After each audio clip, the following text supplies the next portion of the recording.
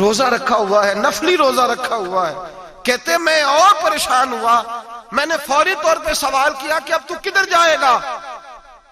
تو کہنے لگا اب میں کہیں نہیں جاؤں گا، میرے ایک دن کا خرچہ میرے ماں باپ نے جو ڈیوٹی لگائی ہے وہ 3 دینار ہے، پورا ہو گیا ہے. اب میں باقی جو وقت بچے گا یا قرآن پاک کی تلاوت کروں گا یا محمد عربی پہ درود و سلام پڑھوں گا. میں نے کہا افطاری کر لینا. کہنے لگا مجھے مسجد بتا دو، میں جا کے اللہ اللہ کرتا ہوں، مجھے شام کو لے آنا. افطاری ہمارے ساتھ اس کی طے ہو گئی، مسجد چلا گیا.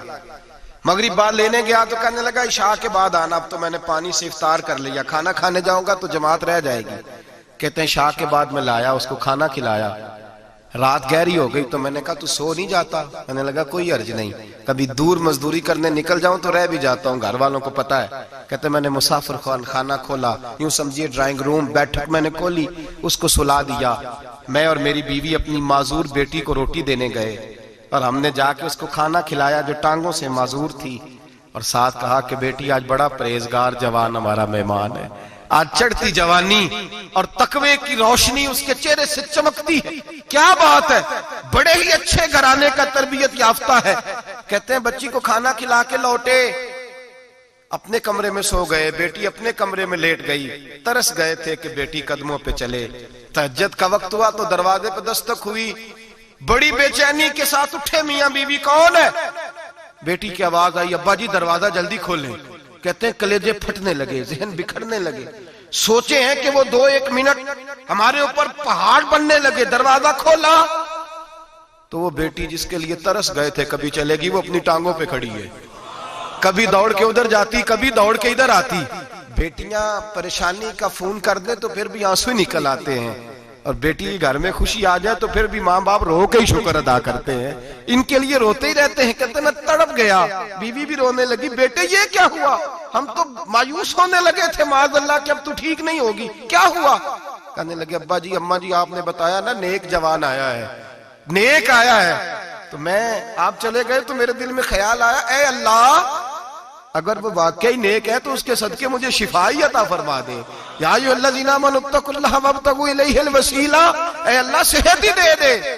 کہتے ابھی میری دعا بھی پوری نہیں ہوئی کہ میرا وجود حرکت کرنے لگا، اور یہ دیکھو میں اٹھ کے کھڑا ہو گئی ہوں. کہتے ہیں ہم لوگوں نے یہ دیکھا تو بھاگے اس کے کمرے کی جانب. جب دروازے پہ ہاتھ رکھا تو دروازہ کھل گیا. آگے گئے تو پلنگ خالی تھا، ایک رکا چھوڑ گیا ہے. کہنے لگا مجھے پتا ہے میری حقیقت کھل گئی ہے، میں تو اللہ کا بندہ ہوں. اگر تمہیں مجھ سے ذرا بھی پیار ہو گیا ہے تو پھر میرے پیچھے نہ بھاگنا، اللہ کی بارگاہ میں جھک جانا، پھر گناہوں سے توبہ کر لینا. کہا وہ تربیت یافتہ جوان آیا ہے اور مجھے بدل گیا ہے. میرے بھائی ماں باپ کی ذمہ داری اولاد کو نکھارنا ہے، ان کو سنوارنا ہے. روزی روٹی کی ذمہ تو اللہ تبارک و تعالی نے لیا ہوا ہے. جو ڈیوٹی اللہ کی تھی وہ معاذ اللہ ہم نے اپنے ذمہ لے لی ہے. اولاد کو رزق حلال کی تربیت کریں، انہیں حکم دیں کہ وہ ہاتھ نہ پھیلائیں، انہیں کہیں کہ وہ محنت کر کے کھائیں، لیکن اصل تو ان کا اخلاق سنوارنا ہے. بچے ہمارے ان کی پوزیشن اتنی خراب ہو جاتی ہے، ہم لاڈ پیار میں اتنا ضدی کر لیتے ہیں. جب جس بچے کا ماں باپ کے ساتھ گزارا نہیں، بتلائیے وہ بیوی کے ساتھ گزارا کرے گا؟ جس کا ماں باپ کے ساتھ وقت نہیں گزرتا وہ بہن بھائیوں کے ساتھ گزارے گا؟ جس کا ماں باپ کے ساتھ وقت نہیں گزرتا وہ کولیگز کے ساتھ وقت گزارے گا؟ کس طرح وہ اپنے آپ کو، میرے نبی کریم سید عالم صلی اللہ علیہ وسلم نے ڈیوٹی لگائی کہ ماں باپ اپنے بچے کی تربیت کریں، انہیں اللہ سے جوڑیں. تکلیف میں وقت گزارا جناب اسماعیل نے. ایک روایت ایسی بھی ملتی ہے کہ 13 سال حضرت ابراہیم پلٹ کے گئے نہیں بیٹے کا پتہ لینے، لیکن جب بھی بیٹے نے ماں سے باپ کے بارے میں پوچھا کہ میرے والد کیوں نہیں آتے تو ماں نے ایک ہی لفظ کہا، بیٹے جناب ابراہیم اللہ کے نبی ہے اور اللہ کے حکم سے ہمیں چھوڑ گئے ہیں. ایسی تربیت، ایسی ٹریننگ بچے کے ذہن کو بدل ڈالا، اسے اللہ والا بنا لیا. اور ہمارے مفسرین نے بحث کی ہے کہ جناب اسماعیل جو اللہ کی راہ میں قربان ہونے کو تیار ہو گئے، ان کے سینے میں جو رب کریم کا اتنا پیار موجزن ہوا کہ وہ گردن کٹانے پہ تیار ہو گئے. تو فرماتے ہیں یہ تربیت جناب ہاجرہ کی تھی، یہ ٹریننگ حضرت وہ فیضان نظر تھا، یہاں کے مکتب کی کرامت تھی. سکھائے کس نے اسماعیل کو آداب فرزندی؟ میرے بھائی یہ جناب ہاجرہ نے تربیت دی. ایک بہت بڑے محدث ہیں، اتنے بڑے محدث ہیں کہ میرے نبی کریم کی مسجد نبوی میں وہ حدیث کے استاد رہے. حضرت ربیعہ بن عبد الرحمن نبی پاک کی مسجد نبوی میں حدیث کے استاد ہوئے. اور حضرت حسن بصری جو جناب علی کے شاگرد ہیں وہ بھی حضرت ربیہ کے شاگرد ہوئے. حضرت امام مالک جو 70 سال تک مدینہ اور مکہ میں حدیث پڑھاتے رہے وہ بھی حضرت ربیہ کے شاگرد ہیں. ان کے والد کا نام تھا عبد الرحمن فروغ. تاریخ بغداد میں لکھا ہے کہ بنو امیہ کے دور میں تابعین کے زمانے میں جناب عبد الرحمن بن فروغ گھر سے چلے گئے. ایک روایت ہے بچہ چھوٹا تھا, ایک روایت ہے بچہ ابھی ماں کے پیٹ میں تھا, جہاد کرنے چلے گئے. اس دور میں یہ جہاد ہوتا تھا کہ ایک علاقہ فتح کیا تو مسلمان اگلے علاقے میں چلے گئے, اگلا فتح کیا تو اگلے علاقے, ایک کے بعد دوسرے لوگ پلٹ کے نہیں آتے تھے. حضرت عبد الرحمن گئے 30,000 دینار بیوی کو دے گئے, کہنے لگے سنبھال کے رکھنا. اور جہاد کرنے نکلے تو 27 سال تک گھر ہی نہیں آئے, اور 27 سال کے بعد آئے تو حضرت ربیہ محدث بن چکے ہیں, مسجد نبی میں حدیث کے استاد ہیں, بیٹا بہت بڑا شیخ بن گیا. واپس آئے, ہاتھ میں نیزہ ہے, کالی داڑھی تھی ساری سفید ہو گئی, وجود بڑا تگڑا تھا, کمزوری آ گئی. آئے, نیزہ پکڑا ہوا ہے, گھوڑے پہ بیٹھے ہیں, مدینہ منورہ میں گھر ہے, دروازے پہ دستک دی. حضرت ربیہ نے دروازہ کھولا, اندر داخل ہونے لگے تو کہنے لگے بابا تو کدھر گھستا آ رہا ہے؟ کدھر؟ اس نے کہا تو پیچھے ہٹ, تو میرے مکان پہ کب سے قبضہ کر کے بیٹھا ہے. بات تیز ہونے لگی, آواز تھوڑی بزرگوں کی بلند ہونے لگی تو اندر سے زوجہ نے سن لیا. وہ دروازے کی اوٹ سے دیکھنے لگی تو پہچان گئی, کہنے لگی ربیہ پیچھے ہٹ جا, یہ کوئی غیر نہیں ہے, تیرے والد گرامی ہے, یہ تیرے والد ہیں. اندر آئے, باپ بیٹا ملے, عصر کی نماز کا وقت ہو گیا, بڑا روئے. 27 سال کے بعد باپ لوٹا, 27 سال کے بعد بڑے روئے. نماز کا وقت ہوا تو حضرت ربیہ جلدی سے وضو کیا, مسجد نبوی شریف چلے گئے. جناب عبد الرحمن فروغ نے ابھی کھانا وانا کھانا تھا, کھانا کھانے بیٹھے تو حکم دیکھے شوہر کیا کرتا ہے. یہ نہیں پوچھا کہ 27 سال حال کیا رہا, پوچھنے لگے میں تجھے 30,000 دینار دے گیا تھا, وہ کدھر ہے؟ تو زوجہ کہنے لگی کھانا کھا لو, عصر کی نماز پڑھ کے آؤ, پھر بتاتی ہوں پیسے کہاں ہیں. آپ کی رقم بڑی اچھی جگہ پہ محفوظ ہے. کہتے ہیں میں نماز پڑھنے مسجد گیا, عصر کی نماز کے بعد میرے نبی پاک کے منبر پر ایک نوجوان بیٹھا ہے. گھر میں تو ان کا انداز ٹوپی پہننے کا تھا نا, سادے عام لباس میں, مسجد نبی میں جبہ پہنا ہے, سر پہ امامہ ہے, خوبصورت لب و لہجے میں رسول اللہ کے منبر پر بیٹھ کر, نبی پاک کے منبر پر بیٹھ کر. پتہ نہیں آپ کو اس بات کی لذت نصیب ہو رہی ہے کہ نہیں, عام جگہ نہیں, نبی پاک کے حضور کے منبر پر بیٹھ کر نبی پاک کی حدیثیں سنا رہے ہیں. اتنا بڑا مقدر. کہتے ہیں حضرت امام مالک جیسے لوگ, خواجہ حسن بصری جیسے لوگ کاغذ قلم لے کے حدیثوں کی سماعت کر رہے ہیں, ان سے درس لے رہے ہیں. جناب عبد الرحمن کہتے ہیں میری نظر اٹھی, کچھ بوڑھا ہو گیا تھا, کچھ اس وقت وہ ٹوپی میں سادے لباس میں تھے, پہچان نہ پایا. ایک شخص سے پوچھا یار ہے تو جوان پر اس کے چہرے کی نورانیت میرے دل کو بھا گئی ہے تو جوان پر اس کا حدیثیں بیان کرنے کا انداز میری طبیعت کو گھائل کر گیا. یہ کون ہے جو نبی پاک کی مسجد میں بیٹھ کے حدیثیں بیان کر رہا ہے؟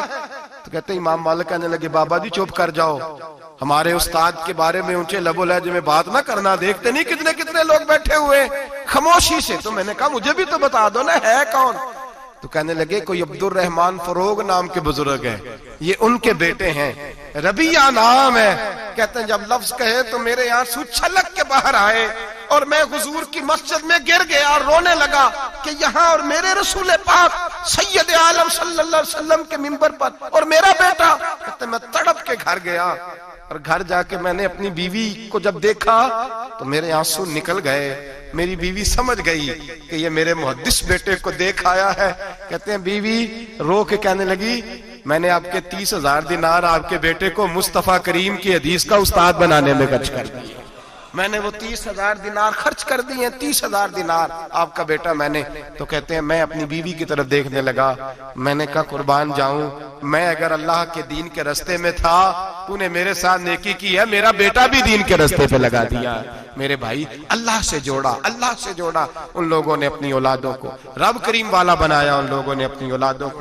اور پھر جب ارشاد فرمایا کہ چھوٹی چھوٹی برائی, ایک لقمہ حرام سے بھی وہ لوگ بچے. اور پھر جو آیت نمبر 18 نے کہا کہ وَلَا تُصَغِّرْ خَدَّكَ لِلنَّاسِ, بیٹے منہ پھیر پھیر کے نہ جا, پھیر پھیر کے نہ جا.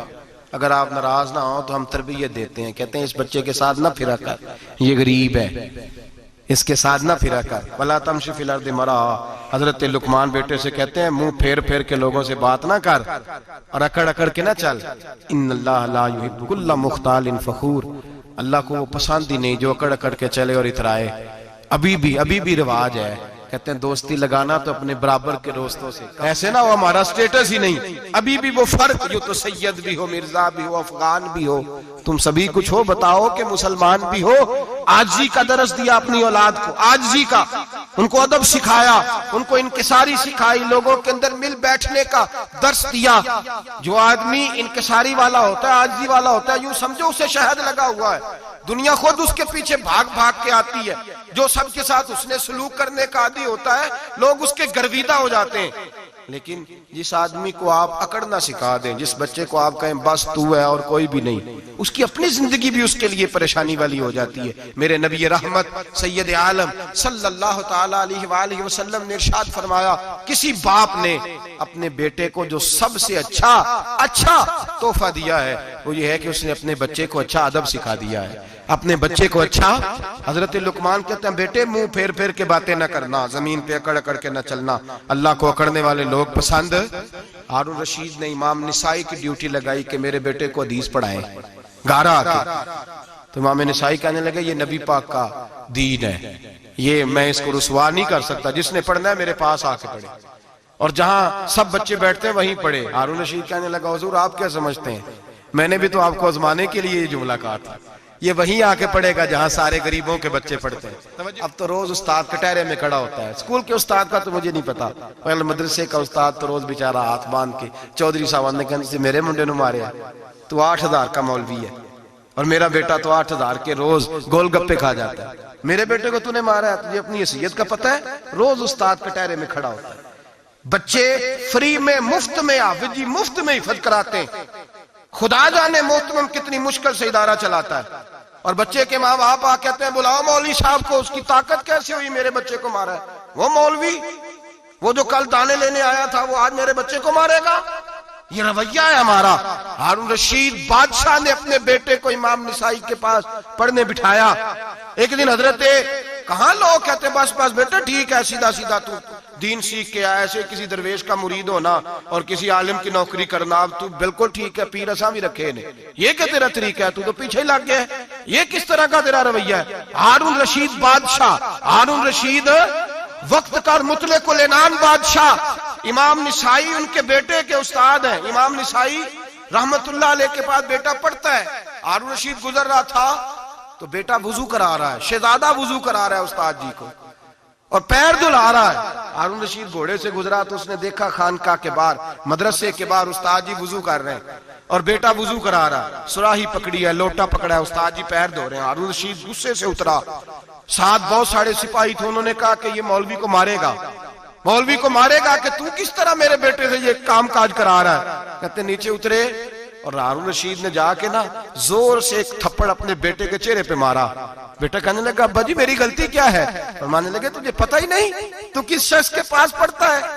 تو پانی ڈال رہا ہے، تیرے استاد کو اپنے ہاتھوں سے اپنے پیر دھونے پڑ رہے ہیں، بیوقوف، ایک ہاتھ سے پانی ڈال اور دوسرے ہاتھ سے استاد کے پیر دھو، تجھے پتہ ہی نہیں کہ یہ شخص جب نبی پاک کی حدیثیں بیان کرتا ہے تو کئیوں کو مصطفیٰ کا دیدار نصیب ہو جاتا ہے۔ یہ پتہ نہیں تو کس محدث کا شاگرد ہے، ایک ہاتھ سے پیر پہ پانی ڈال دوسرے ہاتھ سے دھو، اس لیے کہ باندھ علموں جو کرے فقیری وہ کافر مرے دیوانہ ہو۔ اگر تو نے دنیا میں کامیاب ہونا ہے تو اس سے فیض علم حاصل کر، بیٹے یاد رکھ، اگر تو اس کی بارگاہ میں حاضری دے گا تو آگے بڑھے گا۔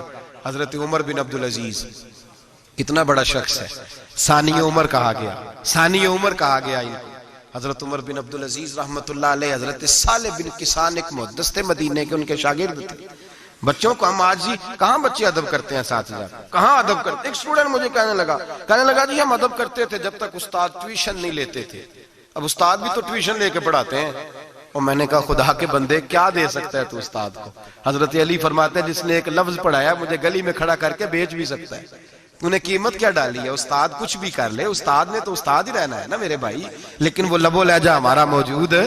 مجھے ایک دفعہ میرے کالج کے لوگوں نے بلایا، کہنے لگے آپ یہاں بھی پڑھے ہوئے ہیں اور مدارس میں بھی، تو ذرا فرق بیان کریں کالج کا اور مدرسے کا، کچھ بیان کریں۔